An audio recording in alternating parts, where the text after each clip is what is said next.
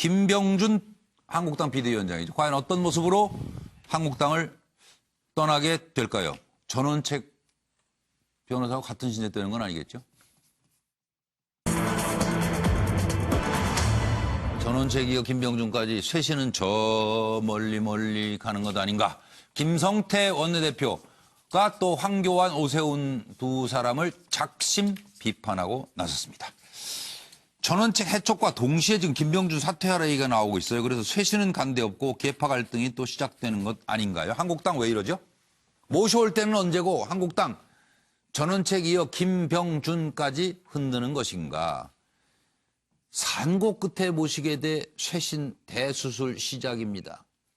김성태 원내대표가 이제 비대위원장 모셔와서 이렇게 얘기했는데 김문수 전 지사는 사퇴해야 됩니다. 한국당 위상을 실추시키고 있어요. 김진태 의원, 비대위원장님 그동안 고생 많았습니다.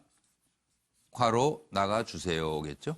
정우택 의원, 비대위 동력 상실했어요. 정상적 기능할지 걱정이에요.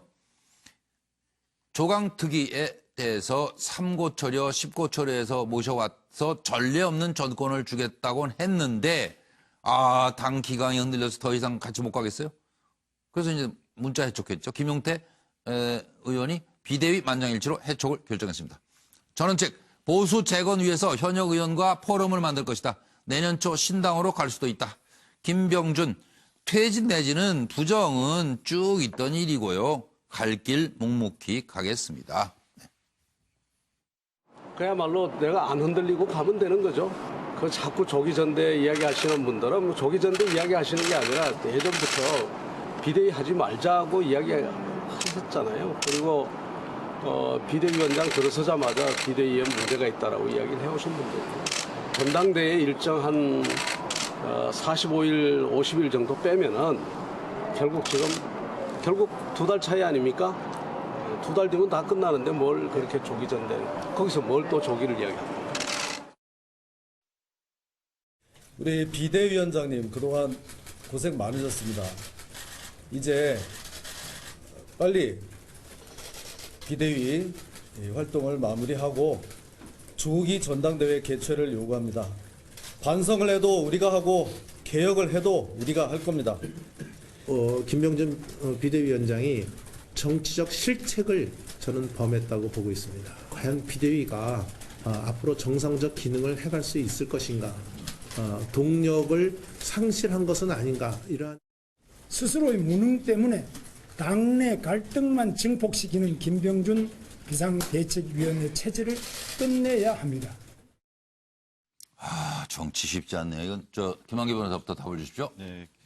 이 모든 것은 결국은 당권에 있는 것 같습니다. 지금 이 우파 재건 회의라고 해가지고 방금 화면에 나오셨던 그 유력한 그 한국당 내 인사들도 좀 조기 전당대회를 지금 얘기하고 있지 않습니까? 근데 사실 전당대회가 눈앞에 있어요, 사실은. 그러니까요. 4, 50일, 50일 지나면은 바로 이제 한국당 전당대회 분위기인데. 내후년 얘기가 아니잖아요. 예, 이게 누가 보면은 내후년 총선을 앞두고 있는 것 같습니다. 그런 건 아니고요. 바로 해만 바뀌면. 그건 아닌데 비대위원장 지금 모셔놓고 우리 국민들 입장에서는 지금 김병준 위원장 이 상체제에서 비대위가 어떤 역할을 했고 지금 한국당에 어떤 지금 비전을 제시했는지 잘 아직은 마음에 와닿지는 않거든요. 근데 이 상황에서 그동안 수고하셨다고 이제 나가라는 건 결국 당권이고 당권이 이어서 결국 연말에 이제 권초권 행사에서 그 한국당 입장에서는 텃밭이라고 할 수 있는 곳에서 이제 살아남겠다 이건데 이게 과연 제1야당의 지금 살아나는 방법이냐 여기에는 동의할 수 없다 이 부분입니다. 서대호 변호사. 저는 이게 그 보수를 자처하는 모든 분들께 꼭 이 말씀 드리고 싶어요. 바로 이게 그 천하흥망 필부유책. 천하가 이게 망하는 데는 모든 사람이 다 책임이 있다. 이 말이 이게 보수 계멸에는 모든 이게 보수주의가 책임의 정도는 다르지만 누구나 있는 거예요. 이제는 이게 더 이상 남 탓하면 안 돼요. 제가 보기에 친박이든 비박이든 모두 이게 보수 계멸에 책임이 있는 거예요. 따라서 이게 더 이상 남 탓하면서 이게 사분오열, 분열되면요. 스스로 이게 자멸해버립니다. 따라서 이게 저는 작은 차이, 소위 작은 차이를 이렇게 극복하고 정말 이게 보수 단일 대우로 대통합으로 나아가야만 현 정권의 독주를 이렇게 견제할 수 있는 거예요. 현 정권이 이대로 가면 이게 나라가 얼마나 위태롭겠습니까? 이걸 이렇게 강력하게 견제하려면 정말 이게 보수 단일 대우로 작은 차이는 극복하고 저렇게 반문연대라든지 뭐라고 그러셨어요? 단일 대우로 조금 가서 전에 현 정권이 이대로 가면 뭐라고 그러셨어요? 조금 오해가. 나라가 이게 지금 제가 안보라든지 잘못 들었어요? 경제라든지 나라가 이게 어려울 수가 있다는 거예요. 아, 나라가 어려울 수 있다. 위태롭고 그건 뭐 안보는 위태롭고 경제는 이게 어려울 수가 있는데 잘 될 수도 이게- 있고. 예.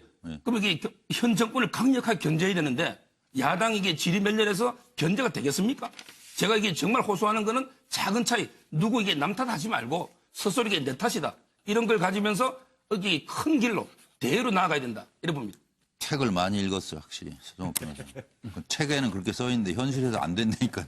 큰 길로 안 가고 티격태 맨날 싸우니까 김상환 평론가는 답을 네. 주세요.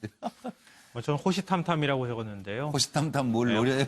호랑이가 눈을 부릅뜨고 노려보다 뭐 이런 뜻 아니겠습니까? 예. 그동안에 이제 친박계, 특히 비박도 마찬가지겠지만 친박계가 몸을 낮추고 기회를 엿보고 있다가 이번 기회에 비대위 흔들리는 모습 보고 다시 자기 모습대로 자기 뜻대로 하기 위해서 나왔다.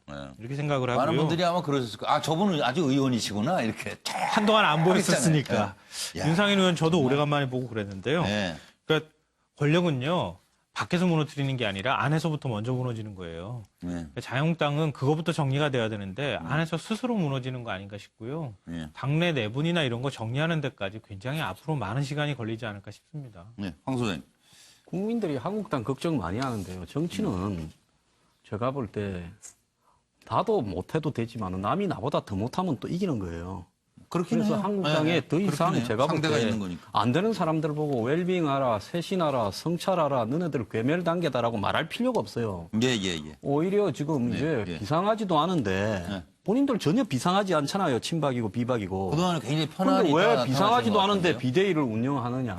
비대위원장이 비상이. 그러니까 이제 많이 쉬었으니까 그동안 몇 달 쉬었잖아요. 싸움도 이렇게 중단하고 힘도 충전이 되었을 거니까 백들은 가고 주인이 나와서 다시 이제 붙어가지고 거기서 싸워 이기면 투쟁력이 좀 생기면 또 그러다 보면 남이 못해서 되기도 하니까요. 이제 그럴 때가 됐다 생각합니다.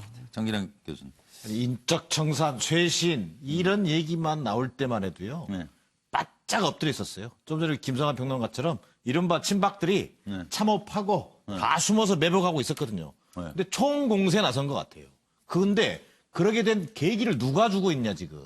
저는 그게 비대위라고 보는 겁니다. 김병진 비대위가 어제도 그런 얘기 했어요. 뭐 한치의 오차도 없이 진행되고 있다. 그 말을 지금 누가 믿습니까? 그 말하는 당사자도 아마 헷갈릴 거예요. 국민들은 믿어지지도 않을 뿐더러 비대위가 비대위 같지도 않았거든요. 주어진 라스트 찬스, 마지막 기회를 지금 놓치고 있는 거예요. 그리고 이제는 아주 일상적인 당권 쟁투로 지금 가버리고 있는 거지 않습니까? 김병준 비대위원장한테 찬스가 있긴 했어요. 아니, 얼마나 주어진 시간이 많았습니까? 시간은 있었죠. 근데 거기 어떤 노력이 가해졌고, 뭐 가치 재정립이니, 또 요즘에는 뭐 반문 비전을 공유하는 네트워크를 만들겠다? 저는 설득 얘기 들리지 않고요. 힘과 명분을 상실한 비대위가 이런 공간을 만들어주고 있다. 고로 지금 한국당이 그동안 몇 개월 동안 펼쳐왔던 그 혁신, 청산, 쇼는 끝나가고 있는 것으로 보여집니다. 네, 이제 정은가 위원이 총 정리를 한번 해주신다면. 김병준 씨를 모셔올 때는 굉장히 한국당이 어려운 상황이었죠. 그리고 굳이 이제 비대위 체제까지 가야 될 상황이었던 거죠. 그러니까 지지율도 그렇고 뭐 지방선거 결과도 그렇고 여러 가지 금방 과정들이 당 어떻게 되는지 결단 나는 것 그렇습니다. 같은데. 근데 지금 보면은 그 뭐 조항특위도 그렇고 좀 인적 쇄신과 혁신을 했어야 되는데 타이밍을 놓친 것 같습니다. 이미 놓쳤고 짐작컨대 아마 전당대회까지 관리 정도 형태로 가지 않을까 싶습니다. 그리고 이미 이 같은 움직임들은 없어도 되겠습니다만 당권 연말에 이제 원내대표 또 내년 2월 예정돼 있는 당권 경쟁을 놓고 지금 물밑에서 엄청나게 지금 이제 움직임들을 드러내놓고 이제 하기 시작한 거죠. 물밑에서 했다가 이제 그런 과정들이 한국당에는 계속 이어질 텐데 그게 그러면 과연 당초에 국민들이 기대했던 변화와 혁신 국민 눈높이와 맞겠느냐 이 부분에 대해서는 상당한 질문을 받을 겁니다. 그러게요. 그게 문제죠. 뭐 장외에서 지금 몸값을 키우는 황교안, 오세훈 이 두 사람을 왜 작심 비판을 했죠? 김성태 원내대표. 양측 속내를 좀 여쭤보고 싶습니다. 움직이는 한국당 장외 우량주 입당 없이 복귀 시동 중 셈법은 과연 무엇일지. 근데 지금 지난 9월에 출판 기념회를 통해서 사실상 정치 활동을 재개한 황교안 전 총리 보수가 힘 모으는 게 우선이다라는 얘기를 했고 그리고 뭐 지지모임 민생포럼 창립총회를 개최했고요. 그리고 문재인 정부 대항 반문연대에 적극 찬성한다. 오세훈 전 서울시장 전대 출마는 지금 결정하기 일러요. 이런 답인데 김성태 한국당 원내대표가 두 사람을 향해서 황교안은 간보고 오세훈은 눈치 본다 이렇게 지적했습니다. 황교안 전 총리 직접 나옵니까? 글쎄 뭐 그분도 어떤 생각을 가지고 있는지 모르겠지만은 정치를 하려면요 화끈하게 해야 된다. 나는 내년 자유한국당 비대위 활동 마치시고 전당대회 판이 깔아지면은 나오라. 나는 나오겠다. 나는 뭐 박근혜 정부 때 총리로서 뭐 박근혜 정부의 명예 회복을 위해서 나는 팔 걷어붙이고 나서겠다. 뭐 이렇게 하고 뭐 정확한 메시지 가지고 나서는 게 좋지. 이것도 아니고 저것도 아니고 뭐 간 보면서 뭐 이런 방식은 저는 맞지 않다고 봐요. 황교안 전 총리 지금 간을 보고 있군요. 오세훈 전 시장도 너무 정치 현상에 대해서 눈치를 많이 보면 안 돼요. 뭐 이쪽 목소리가 좀 있는 것 같으면 또 이쪽 목소리 입장 좀 내는 거고.